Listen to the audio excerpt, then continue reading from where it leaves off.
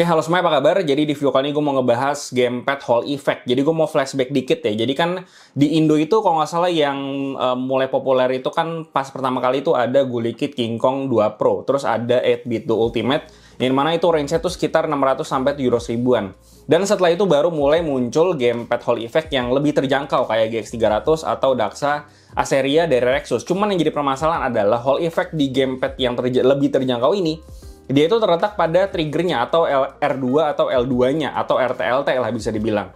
Dan yang dimana menurut gue Hall Effect ini tuh bagusnya terletak pada analognya. Karena kan analog itu paling sering terjadi drifting atau rusak lah gitu di bagian analog ya. Makanya kenapa Hall Effect tuh menurut gue lebih penting ada di analog daripada di triggernya gitu ya. Dan sebenarnya masih ada gamepad lain yang punya Hall Effect yang udah available di sini gitu. Kayak salah satu contohnya tuh ada Gamesir G7, cuman itu masih wired dan buat casual gamer kayak gua itu tuh nggak enak ya pakai gamepad wired, lebih enak pakai yang wireless aja gitu kan. Nah, di sini ada satu gamepad yang akhirnya memenuhi atau mengisi segmen gamepad Hall Effect di harga 500 ribuan gitu. Jadi lebih murah lah, 100 ribu lebih daripada kayak Gulikit atau kayak si 8-bit Ultimate, cuman dia secara fitur bisa dibilang lebih banyak, dan bahkan dia ada versi yang 300 ribuannya itu juga masih punya fitur Hall Effect. Nah, gamepad ini namanya adalah Phanteks EOS Pro WGP 15. Ini tuh harganya di 499.000 atau di 500.000, dan dia ini ya seperti yang gue bilang tadi lebih murah 100 ribuan daripada Gulikit atau si 8-bit Ultimate, dan dia ada versi yang lebih murahnya lagi. Itu namanya Phanteks EOS GP15, itu harganya di 329. Dan yang paling murahnya lagi dia ada yang namanya Phanteks EOS Lite GP15, itu harganya di 299.000 atau di 300.000. Dan biar gampang, intinya ada Phanteks EOS Pro, EOS biasa, sama EOS Lite. Oh ya, dan saya itu si Phanteks juga ada ngejual dockingnya si EOS Pro ini secara terpisah. Mereka tuh jual di harga 199.000, dan si dockingnya ini bisa berfungsi sebagai tempat naruh si dongle-nya. Jadi kita taruh dongle di situ, kita colok USB, dia langsung nyala, dan kita bisa langsung ngecas di si dockingnya ini gitu ya. Dan ya kalau misalnya kalian tertarik sama si dockingnya biar lebih gampang makainya atau ngecasnya, ya silahkan kalian cobain aja. Nah, bedanya antara ketiga tadi itu adalah di fiturnya guys. Jadi di EOS Pro ini kan dia yang paling lengkap lah fiturnya. Jadi yang pertama dia bisa atau punya Hall Effect di bagian analog sama di triggernya. Di bagian belakangnya ada 2 extra button ya yang bisa kalian program. Terus dia juga di bagian compatibility-nya bisa di Windows, iOS, Android, sama Nintendo Switch. Dia punya trigger lock juga di bagian triggernya. Dia bisa gyroscope atau motion sensor yang biasa dipakai buat game-game Nintendo Switch. Dia juga selain itu punya fitur turbo udah umum. Terus dia juga punya analog port di bagian audio port di bagian bawahnya. Dan yang terakhir dia punya fitur interchangeable analog dan juga D-pad ya. Jadi bagian D-pad sama di bagian analognya dia bisa diganti-ganti, yang nanti bakal gue jelasin lebih lengkap. Dan bedanya di EOS yang biasa itu semua fitur-fitur yang ada di sini semuanya udah kurang lebih ada. Cuma bedanya dia wired dan compatibility-nya lebih sedikit ya dibandingkan si EOS Pro. Dan buat yang versi yang Lite-nya, semua fitur-fitur yang ada di sini, yang ada di EOS biasa atau yang Pro, itu semuanya juga ada, cuma bedanya dia wired only dan dia nggak bisa diganti di pad sama analognya guys. Nah, buat yang EOS Pro itu kurang lebih kayak gini, dia itu total ada 4 warna, dan desainnya tuh memang kelihatan kayak futuristik gitu. Buat yang EOS Pro sama EOS Lite dia cuma ada satu warna doang. EOS itu dia warnanya kayak karbon stiker gitu, dan yang di versi yang Lite dia polos warna hitam doang. Dan dia tuh ada beda dikit placement buttonnya buat bagian home sama post select gitu ya. Dia tuh ada beda dikit aja sama si EOS Pro sama yang biasa. Nah, buat layoutnya sendiri dia ini pakai layoutnya Xbox, dan tombolnya itu dia XYAB, persis sama kayak Xbox, nggak ada beda-bedanya. Dan ya dia tuh kurang lebih secara tombol juga udah cukup lengkap. Bagian tengahnya ada select, ada pause, ada capture, ada turbo, sama ada home button di bagian tengahnya. Terus dia juga di bagian belakangnya ada extra 2 button yang gue bilang tadi, bisa kalian ganti-ganti, bisa ditambahin turbo kalau kalian pengen makro-makro gitu. Dan di bagian atasnya dia ada sync button atau buat pairing, biasanya buat Bluetooth gitu ya. Dan dia juga ada include sama dongle 2,4 GHz buat dikonekin ke PC. Dan dia tuh Bluetooth-nya bisa dipakai di Nintendo Switch juga, gue udah coba dan dia bisa connect gitu ya. Dan di sini gue nggak saranin kalian untuk pakai Bluetooth-nya ke PC gitu, karena setelah gue coba konekin Bluetooth-nya Ke PC gue, dia tuh kedeteknya sebagai Pro Controller. Dan setelah gue cobain main beberapa game ya, itu tuh tombolnya banyak yang ngaco-ngaco atau kepindah-pindah gitu guys. Jadi kalau kalian mau ke PC, kalian pakailah dongle 2,4 GHz-nya. Oh, selain itu dia juga punya indikator LED di bagian tengah bawahnya sini antara analog sama D-pad-nya. Dia ada 4 LED. Dia bisa berfungsi sebagai indikator untuk kalian pilih platform mana yang kalian pakai. Apakah di Switch dia ganti warna, kalau di Windows ganti warna, dan segala macam.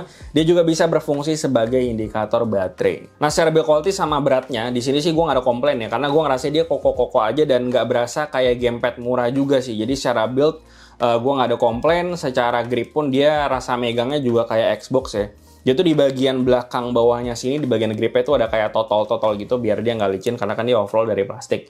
Dan dia tuh lucunya di bagian atasnya itu yang ada pattern futuristik ini tuh dia kayaknya dari stiker. Dan dia tuh permukaannya halus banget, jadi pas dipegang rasanya sih enak aja ya menurut gue. Nah jadi buat analog sama di bagian D-pad-nya itu kan kita bisa ganti. Jadi tuh buat analognya kita ada dapat sepasang analog yang lebih panjang. Biasanya itu bagusnya buat dipakai di game FPS. Tapi karena gue di PC main game FPS pakai mouse sama keyboard, jadi gue nggak bisa kasih tahu gimana pengalamannya ya pakai ini. Dan dia tuh untuk di pad-nya kita ada dapat ekstra 2 bentuk lagi. Yang bawaannya ini kan dia kayak modelnya Xbox Elite Series ya, dia tuh bentuknya kayak nyatu semua di bagian diagonalnya bulat gitu. Dan dia juga ada dapat yang diagonalnya kepisah yang biasa sama yang diagonalnya nyatu tapi dia ada jeglokannya gitu dan bisa dipakai aja sesuai sama selera. Dan yang gue sayangin adalah di padnya ini buat yang versi warna yang lain selain bawaannya, dia warnanya tuh beda guys buat versi yang warna putih. Kalau misalkan rose gold semua kan warnanya lebih bagus ya, nyatu gitu sama bawaan yang ini. Untuk yang warna lain gue kurang tahu tuh dia tuh warnanya kayak gimana buat si D-pad bawaannya. Nah buat feel-nya sendiri dia bagian D-pad-nya ini dia D-pad-nya ala-ala yang lembek gitu ya, kayak DualShock sama kayak si Gulikit juga dia rasanya menurut gue lembek kalau dibandingin sama punya Xbox controller. Karena gue itu pribadi lebih suka sama D-pad yang tactile-nya tuh lebih tegas gitu. Jadi tuh kita tahu inputnya mana, terutama buat game fighting gitu ya. Dan sebenarnya balik lagi ini mungkin preferensi juga gitu karena gue pribadi lebih suka D-pad yang lebih tactile aja.